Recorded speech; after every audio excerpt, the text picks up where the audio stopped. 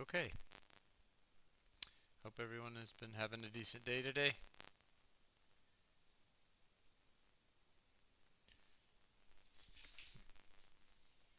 Very much appreciate all my regular participants. It's nice to be doing this with other people around to interact with at least a little bit. So I very much appreciate that. I've only got these two functions on lab. What are we on? Lab 13 to finish today, and then um, I'll open the floor for. Don't mean to be open for questions yet. Then I will open the floor for questions about Project 3, which is due this week, or anything else that you might like to ask about. So let's do these last two functions. So we're still in the map. So I just named the function based on the kind of map we're playing with. So um, I commented out these CPI averages. So um, there's a whole bunch of different ways to do this particular problem. I've seen several different solutions. Some of you who are ahead on labs, you've already done solutions, so the way I do it might be different from you. And that's okay. The whole point is just to sort of make the thing work.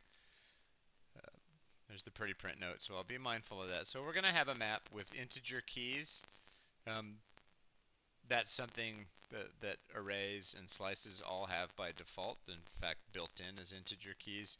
But in a map, the integer keys don't have to start at 0, and they don't have to go 0, 1, 2, 3, 4 in order. The integer keys can be 99, 1010, -12. You can use any integer value as a key when you have a map.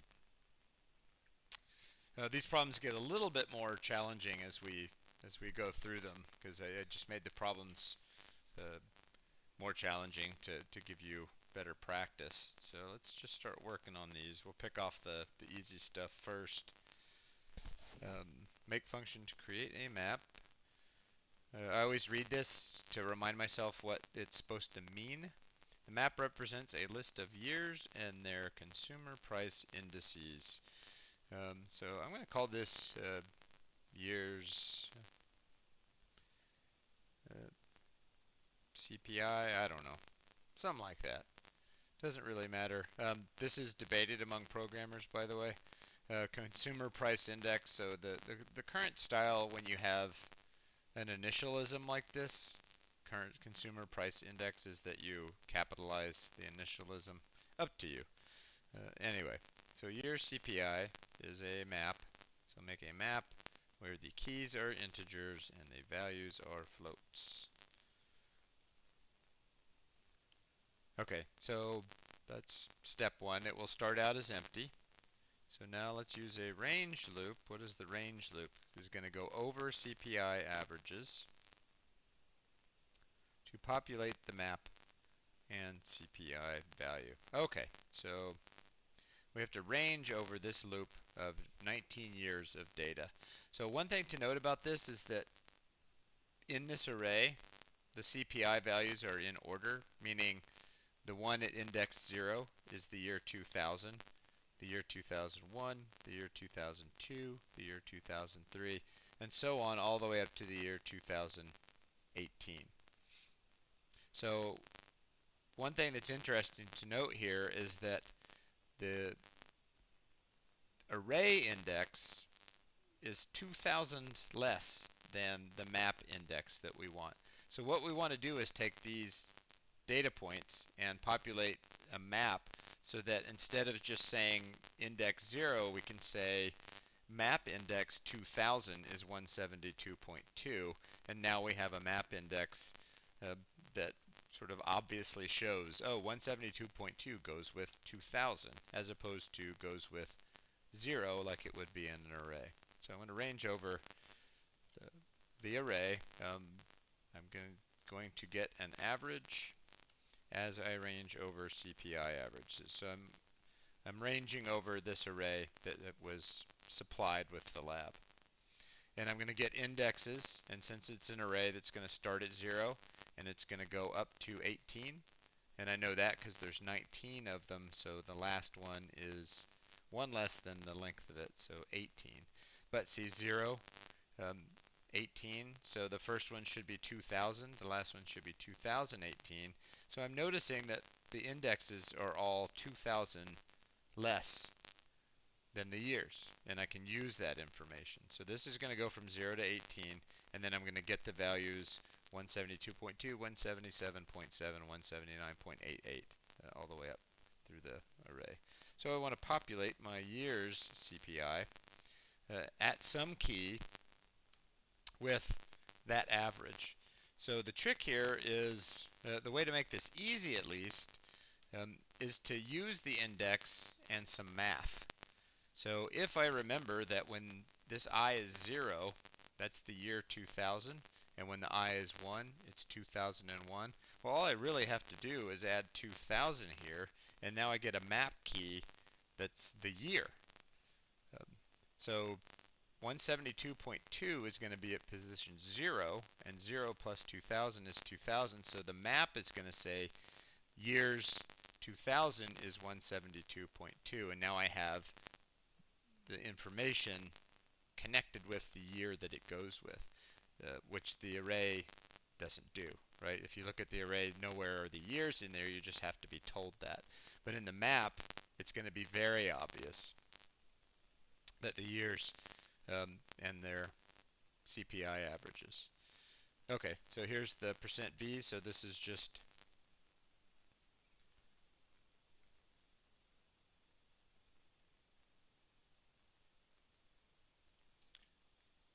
the quick and dirty print to see what happened. Let's run that and see what that part looks like.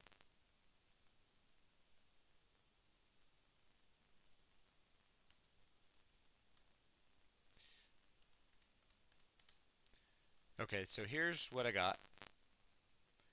I'm not really interested in the old stuff, I want the new stuff. So here's the year 2000, the key associated with 172.2. The year 2001, 177.1, the year 2002, and that was all made by I plus 2000, I plus 2000, I plus 2000, I plus 2000, and then we get to the last one, which is index 18 in the array, plus 2000 is the map index 2018, 251.107. Just checking to see that's the right number. It is. Okay. What do we want to do now? Oh, so now we're going to sort them by year. So all of this trickery is really, this trickery that we're about to do is mostly about giving you a challenging problem to work on. But if you remember from last time, in fact I can show you,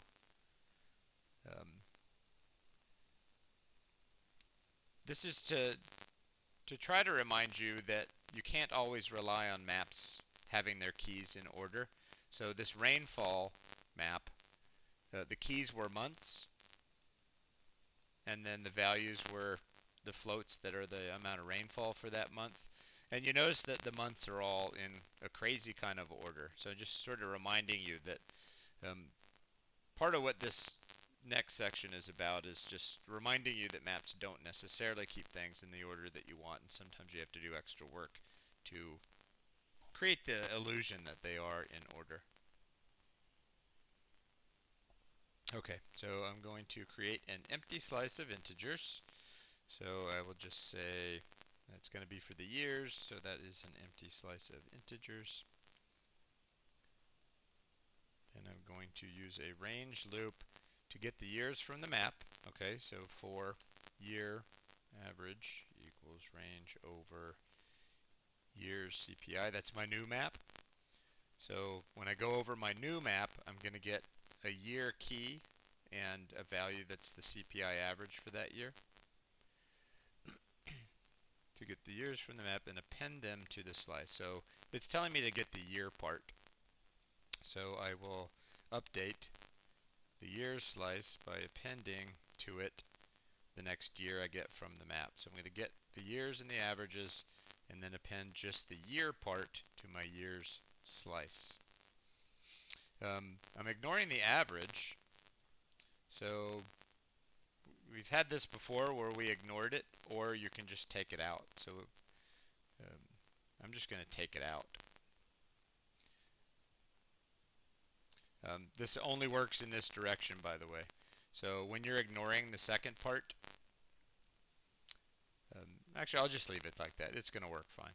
So I don't care about the average. I really just want to put the years in a slice.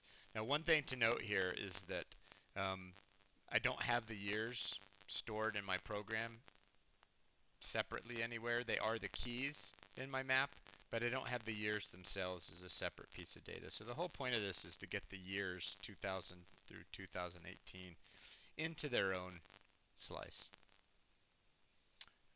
Okay. Once you've done that, though, you can use, is it in sort or sorts? Yeah, it's in sorts. There's a built-in function called sort.ints. If you have a slice of integers, you can send it to this sorting function and it will put them in order. Let me show you that you need a import for that. So sort is in the Go language library, so you need an import for it.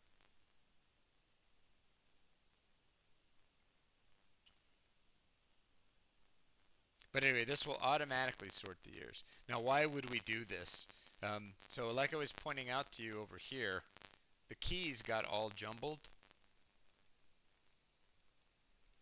So what I've done in the next part of the program is I took the keys from my year CPI and I put them in a slice and then I sorted the keys. So now I have this separate slice where the keys have been sorted. So even if in the map they were unsorted, in the year slice they are now sorted. And then range over the year slice. So I'm going to draw a picture here and I'm going to have to bring up my little camera to do it.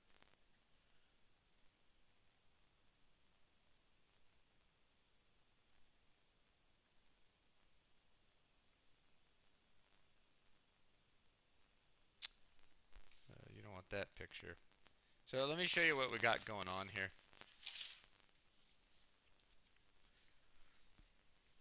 So we started out with the CPI averages.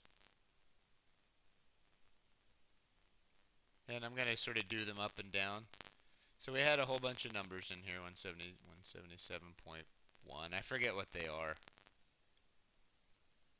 251 point something. We started out with CPI averages. And we have a whole bunch of numbers in there. Then we made, and this is in just a regular array. So you can imagine that in a regular array, this is index 0, this is index 1, and then the last one is index 18. So then we made a years CPI where we have the same numbers.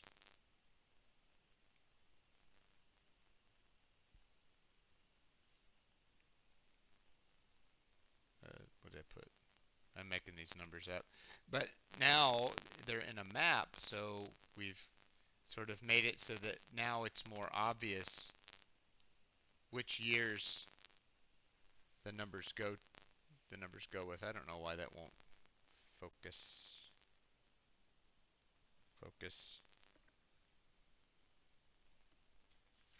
Maybe if I pull it up and then take it down. It helped a little bit actually, at least in my camera. So anyway, this is what we were given, where we have this array with all these numbers, and they just have indexes. And the indexes here don't really tell you, like, what year does 172.1 go with. Someone has to tell you that index 0 here is associated with the year 2000. So we improved upon that. We made a map. And in the map, we're allowed to specify different keys. So in the map, we made the keys be the actual year.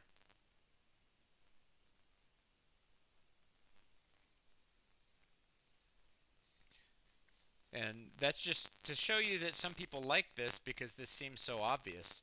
Like, where do I get the information for the year 2000? Use the key 2000. Whereas in the original slice, where do I get the information for the year 2003? Use the index 2. So, well, a bit 3, but hopefully you get the point. Um, all right, so that's where we're at. Now the problem is that it's possible that the years got all jumbled up. So we don't know. So what we did is we created a new slice and we copied over all the jumbled up keys, and then we sorted it to get them all back in the original order.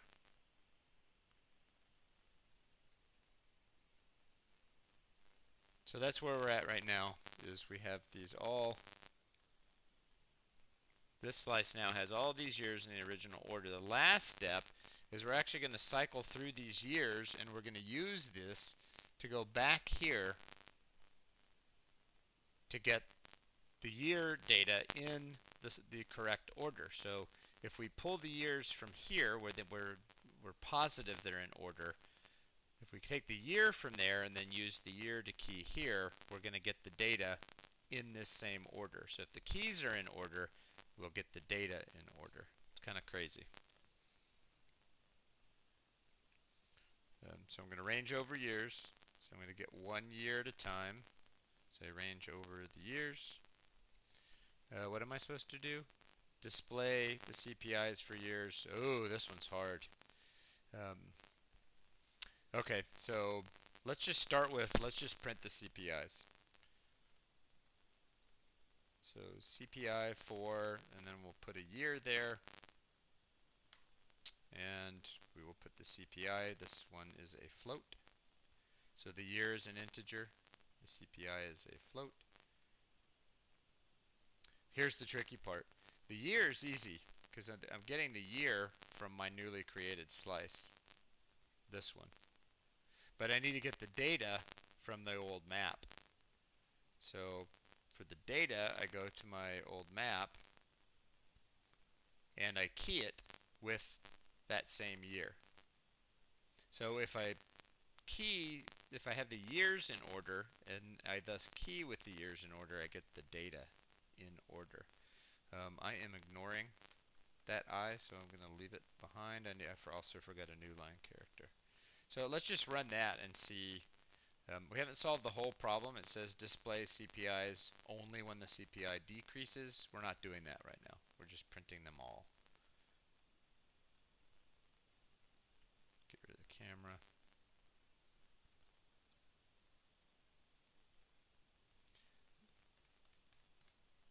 Okay, so here they all are. Coming out in order, which is what I would expect. But I'm only supposed to print them when they change years. Now I could just kind of cheat and look through here. When does the CPI go down? I can see that it goes down in 2009, but let's pretend like I don't know that and solve it like a computer science problem. So how do we do that? How do we know when that piece of data decreases over the prior year? The way to do that is to keep track of the prior year. So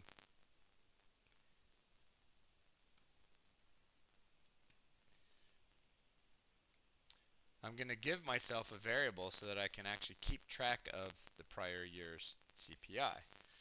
This is going to be 0 to start.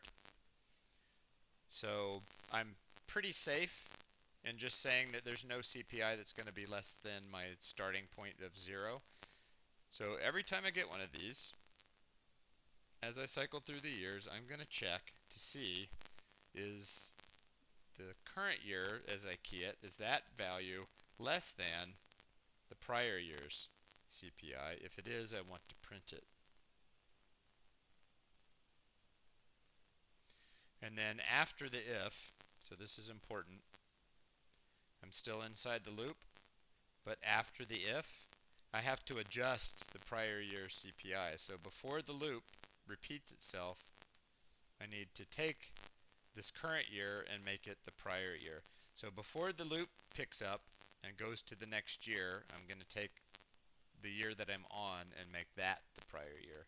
So now the loop will pick up, it advances to the next year, and then can compare from the last year that was visited. So let's see who comes up.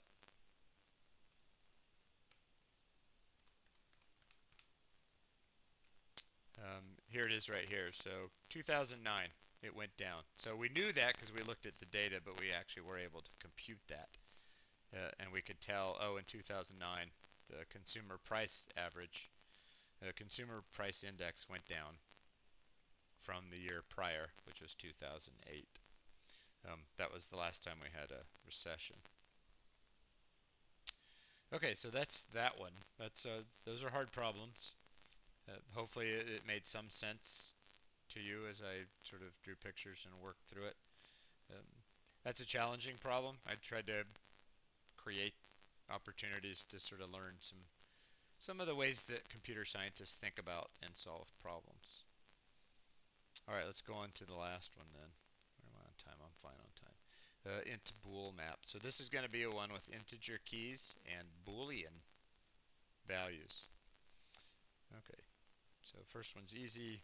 Use the make function to create a map with integer keys and boolean values. I always read to look for what I might name it.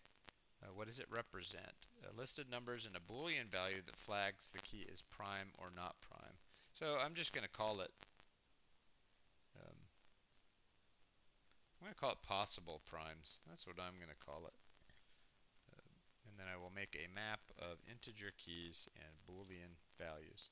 So the keys are going to be numbers that I test to see if they're prime, and the bool will be true for the keys that are true, they are prime, and it will be false for the keys that are not prime.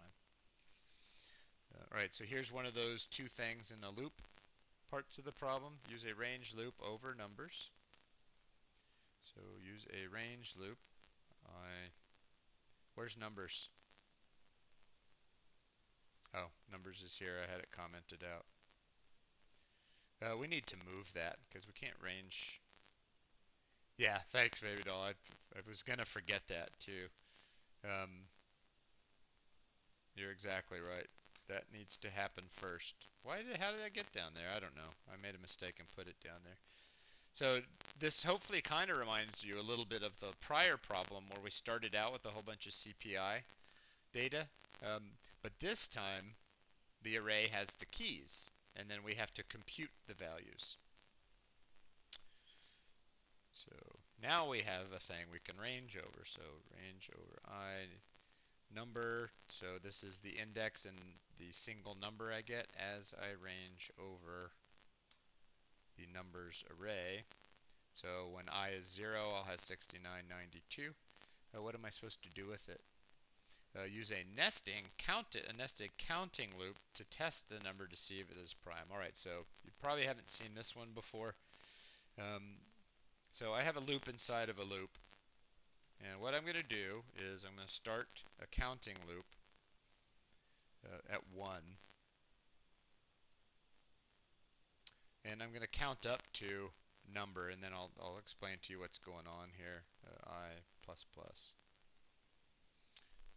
Okay, so the whole purpose of this outer loop is to give me the numbers that I can test to see if they're prime. So the inner loop's job is to do the work to see if those are prime numbers. I don't need this outer loop's I, so I'm going to ignore it. Okay, so let me bring up my camera again and show you the thought process.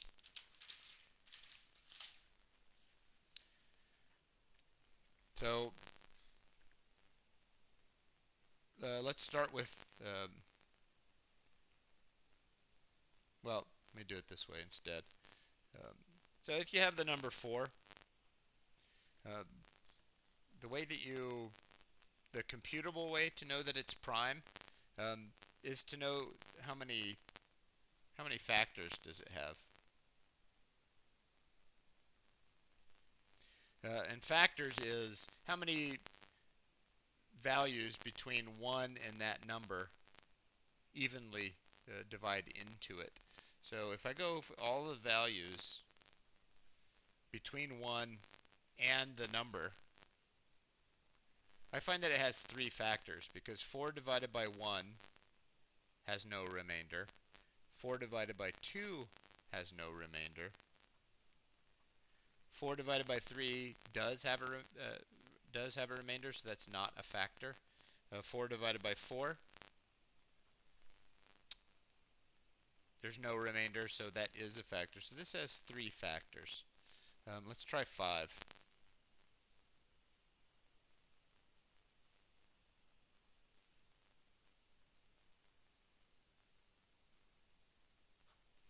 So 5. 5 divided by 1, no remainder. 5 divided by 2 is a remainder, so that's not a factor. 5 divided by 3 has a remainder. 5 divided by 4 has a remainder. 5 divided by 5 does not.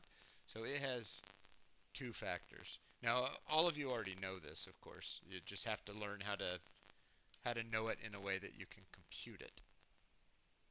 So the fact of the matter is that if you want to know if a number is prime, you start at 1 and you divide that number by every value starting at 1 up to and including itself. Now there's kind of fancier ways to do this, but this is the way that I find the most teachable.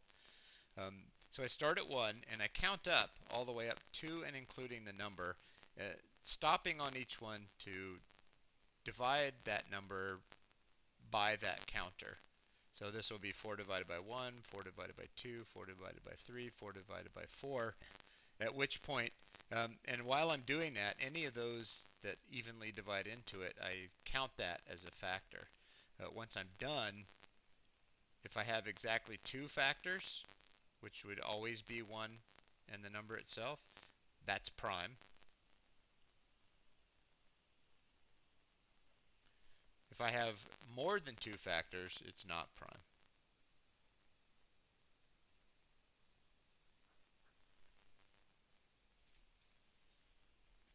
So I take a number, I start at 1, and I count up to and including that number. So in code, that looks like this loop. In fact, I made a mistake. I start at 1, I count up to and including that number, one at a time, right? So this will go, if my number is 5, this will go 1, 2, 3, 4, and it will also go to 5 since it's less than or equal to. And the whole point of that loop is to count factors. So before I enter that loop, I'll declare a factors variable to hold that count, which will be 0 to start. Okay, and then I just do the math. So I take the number and I check to see if dividing that number, what's the remainder of dividing that number by the counter. If there's no remainder, then it's a factor. This does not work very well for big primes, by the way. It takes forever. But for smaller primes, it runs fast enough. So I start at 1, just like we were doing it on paper. I go up to and include the number. And then at each stop, I divide the number by that count to check the remainder. Of course, mod is checking the remainder part. So if I get no remainder from this, that means that I is a factor. Now I don't care what the factors are, I just need to know how many there are. So for prime numbers, that's only going to happen when I is 1 and when I is exactly the number. For non-prime numbers, that's going to happen when I is 1, when I is the number, and the factors in between. Once I get to the end of that loop, I can say if the factors is greater than, well, let's say if it's exactly 2, that's a prime number. Anything else, it has to have at least 2. Anything else is not a prime. So the last part of this problem is, once I've computed it, then where do I put that information? This is true, it's a factor, and false, it's not. So the only other part is, where does it go? I'll need a drink of water.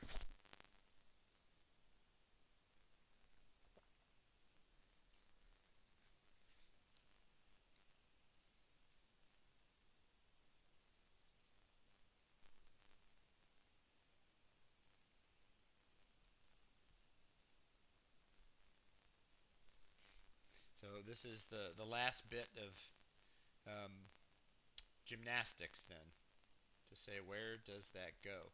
Well, the whole purpose of this possible primes map is to store this information. So it's going to go somewhere in possible primes.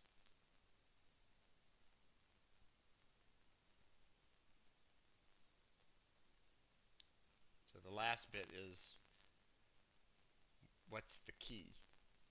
And the key is the number itself.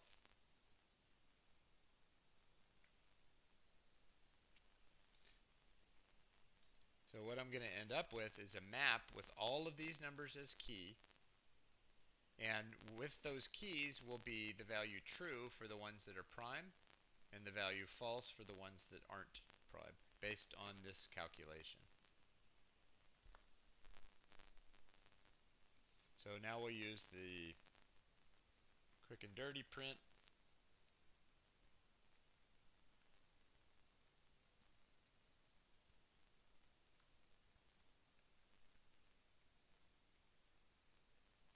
I'm going to go ahead and run that and see what happens.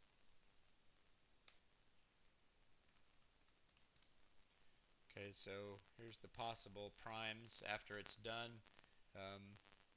Says that this one's, by the way, do you notice the keys are not in the same order that they started? Originally, the first one was 6992. Now, they are in sort of numerical order, but they're not in the order that we started with. Anyway, I'm just looking to see. Here's a true, which means that one's a prime. Here's a true, which means that one's a prime. Is that it? It's all the ones I see. Oh, thanks. Yeah. Forgot about my camera. Okay, sorry about that. I'm inspecting my %V output here. So the keys, notice, are not in the order that they started, although they do seem to have shuffled themselves into numeric order. But the keys don't stay in the order that you use them. I'm looking for trues here. So here's a true. So that one's prime. Here's another one. Kind of wraps off the screen, but there's another prime. And then I think that's all the primes that my calculation found. Now it's easy to sort of throw out the even ones, right? I mean, even at a glance, I know those aren't going to be prime. All right, one more step, I think, which is to print only the primes. So the last one is to range loop over the map. Okay, so when I go over the map, that's an int bool map. So I'm going to get a number, and I'm going to get a boolean that tells me whether or not it's prime as I range over the possible primes map. And I only want to show the primes, so I'll just look at that boolean value that I get as I range. So if the true-false value that goes with the number is true, then I will print that number. I will say %d is prime, and then show the number. So it might feel a little bit funny, like the keys are actually the important, or feel like the important piece of information. And the booleans, which are actually the value, not the key, I'm using as sort of the way to identify what are the primes. Alright, so we think there's two. And the loop also found those two. That's probably correct. I just made a jumble of numbers and put a couple of primes in there.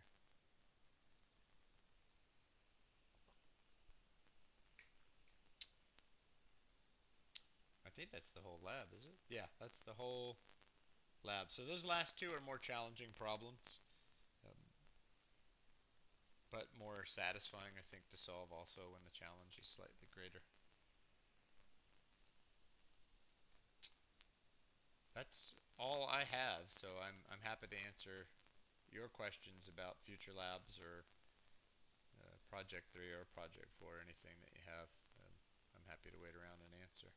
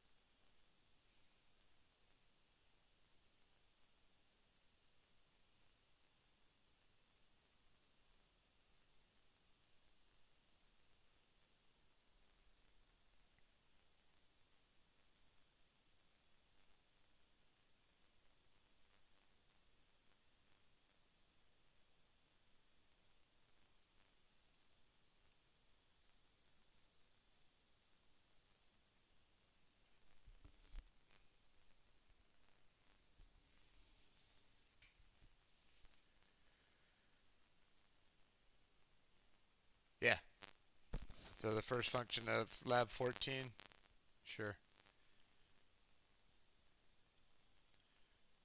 Do I have lab 14 in here? Does it have solutions in it? I want solved one. All right, so I don't want that. Let's get an unsolved one.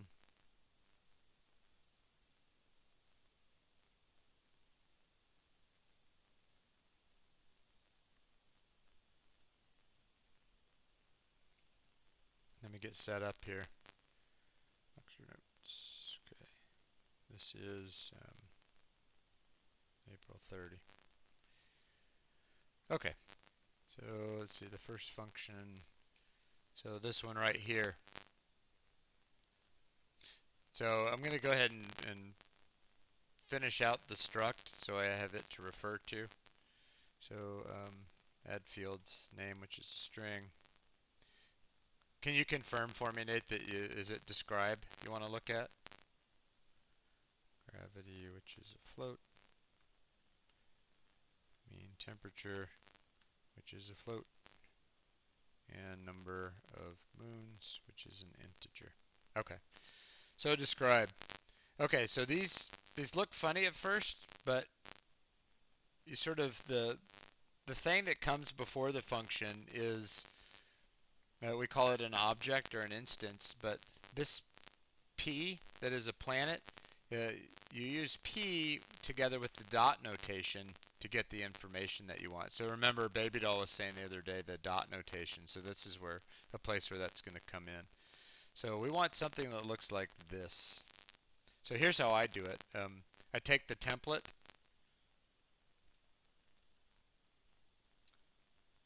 So I take the template and then I start plugging in holes. Oops, moons. Moons, I did something wrong. Okay.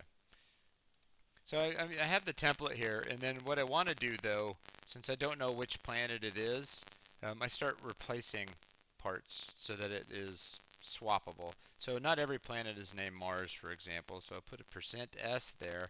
And then for the filler, I can take the planet, the P, use the dot notation, and I can access the part of it that gives me the name of that planet, which is planet.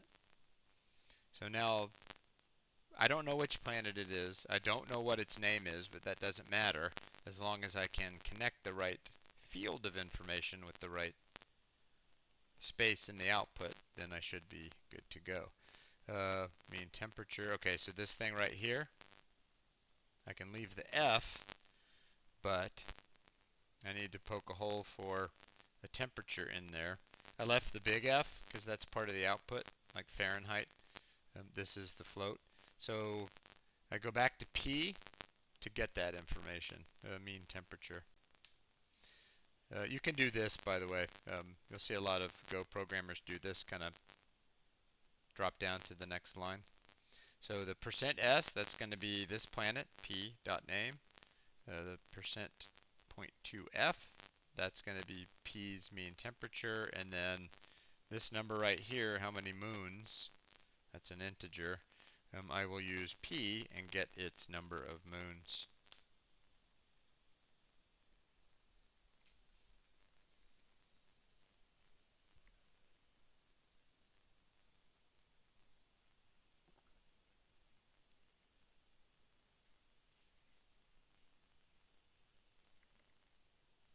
And it's another one of those situations where you don't know. You don't know which planet it is. All you know is what kind of information you can access about it. Its name, its mean temperature, number of moons. This particular output didn't seem to care about the gravity, so I left that part alone.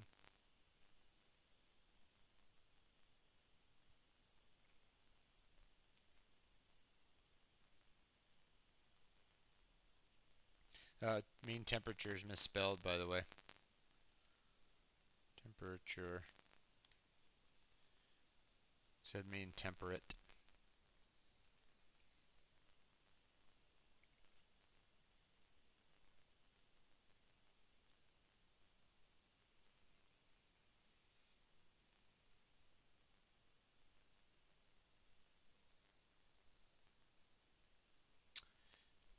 Oh, if you want to try it out in main, So in main, it's actually already being done for you, actually.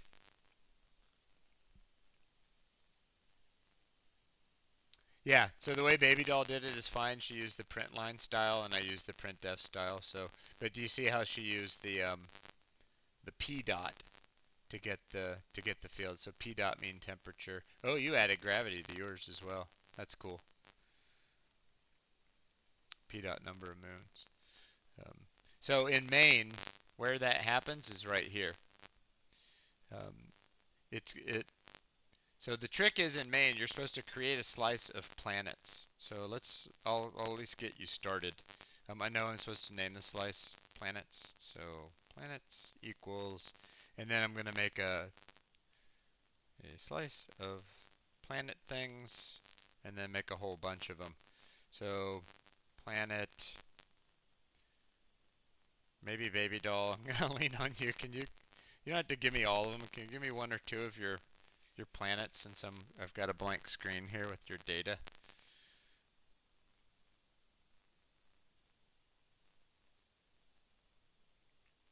So we're actually making a slice containing a bunch of these things in it.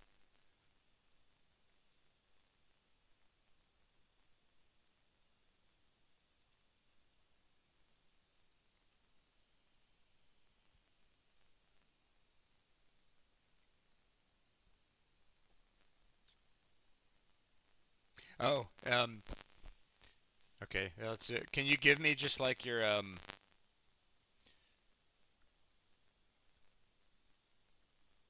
Can I borrow like just your Mercury and your Venus? Pardon me. Instances.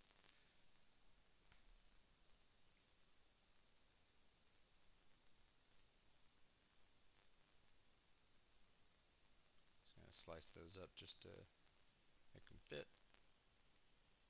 Thank you. That's all. And then maybe I can probably have like yeah that stuff. Oh, did we do news? Or did you add a thing? Oh, you added a thing. That's fancy. But I can steal the I'll just grab these.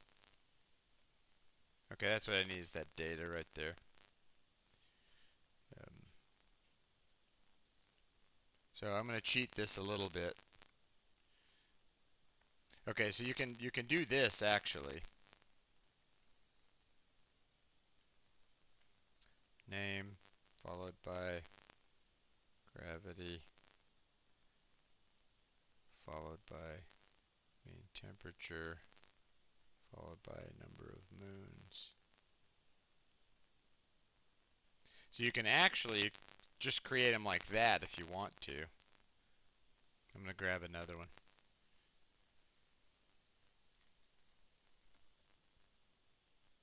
But what Baby Doll did is perfectly good also. I'm just being lazy here. Um, so what I'm doing, Baby Doll, we call these anonymous objects because they don't actually have a name or an identity. They just live in a slice. So anyways, back to Nate's. Thank you for the data. Appreciate it.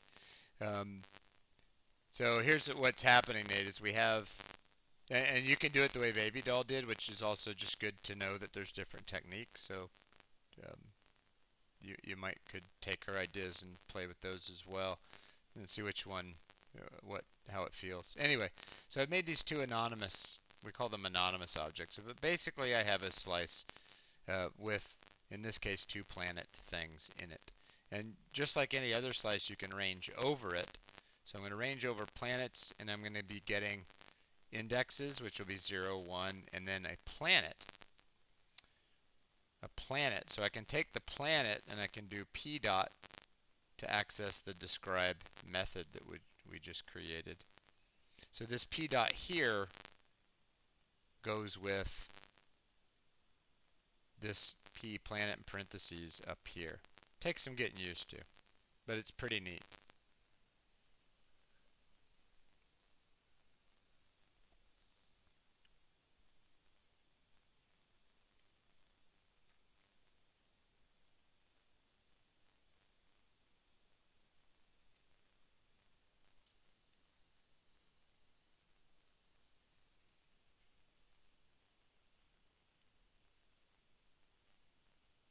I put this in the right order, I hope. Name, gravity, mean, temperature, moons. Yeah. I was just checking to make sure that these are in the right order. So they need to be in the same order as they are up here. Name, gravity, mean, temperature, number of moons. But fortunately, yours kept it in that order, so that made it real easy for me to do.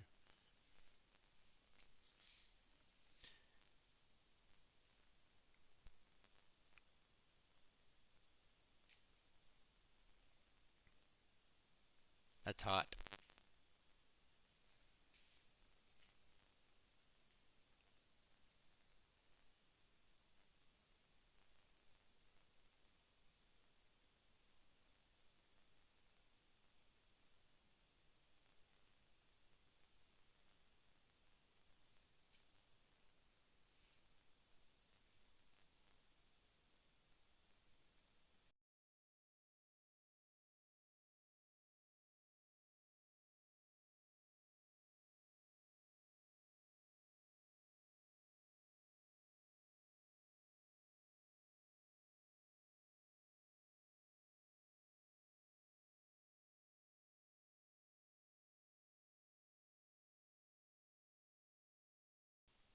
It is.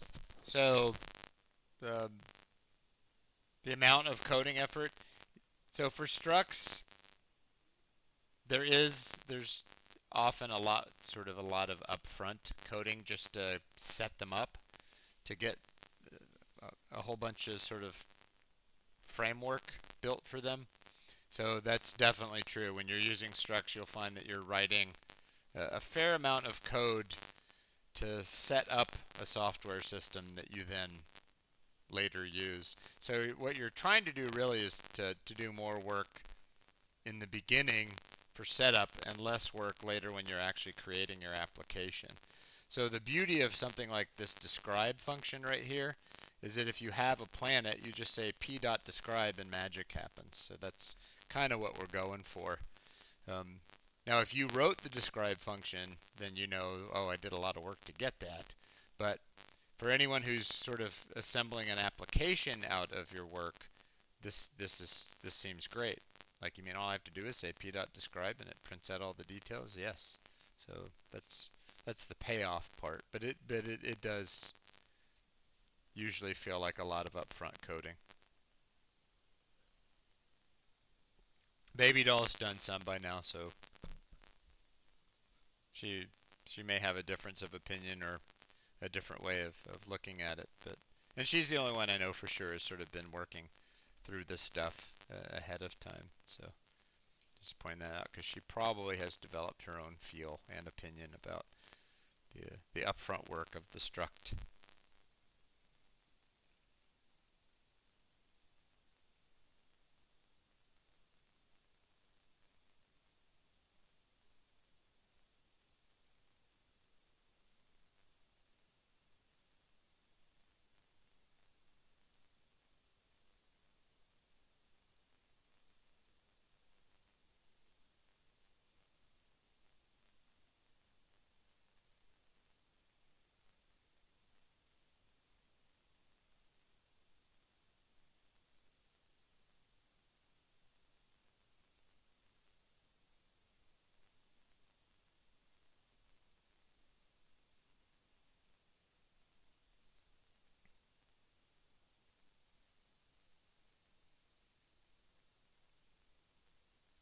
Yeah, and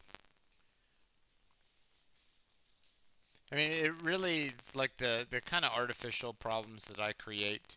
Um, you'll find a real problem in the real world at some point where structs just seem to work so well for that problem, and at that point you think to yourself, oh, this is great, these are great.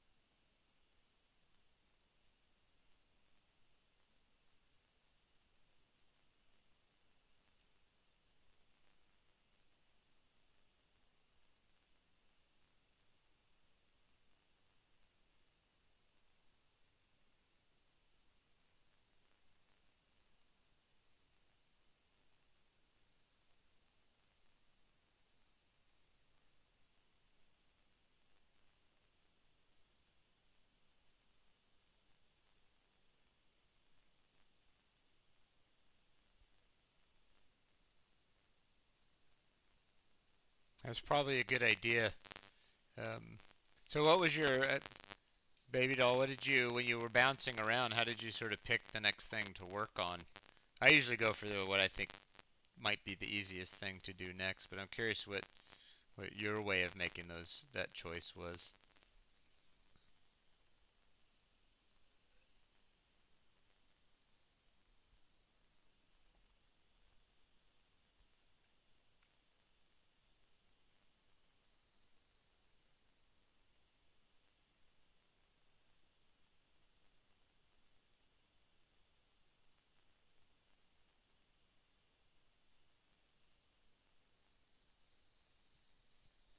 Ah, yeah,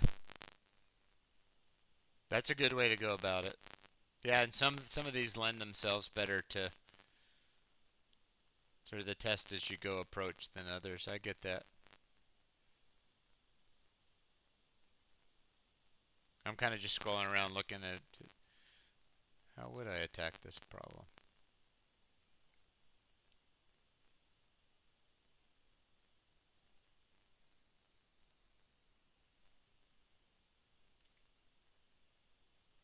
But it's also a good point that there's no particular order that she makes. It's no particular order to solve sort of a bunch of smaller problems. These some of these do they? A couple of them rely on each other, but for the most part, you can just sort of pick the ones that you want to work on. Right.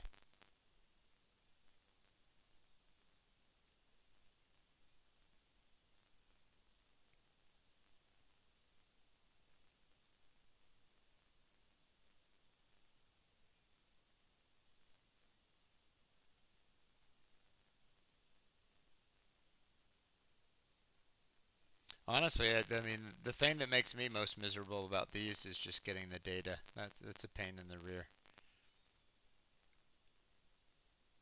Like the specific values.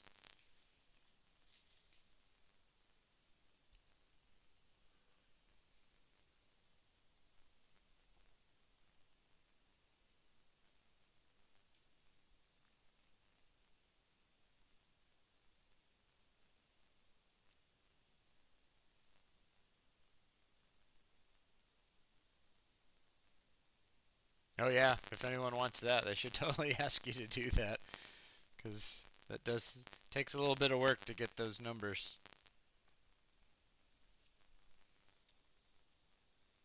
I think I actually have it. I just want to show you I'm not being totally lazy. I actually have done that before.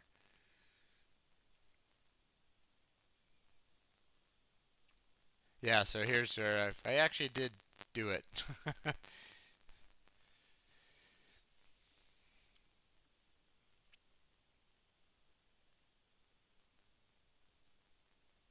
But it's also nice just to deal with real data, I think. Just feels feels better to solve a problem around real information.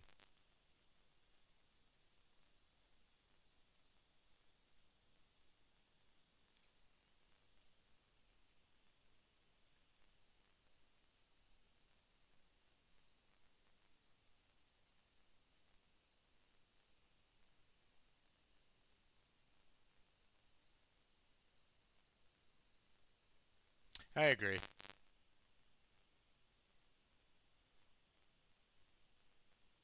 It does make more sense when the numbers are real.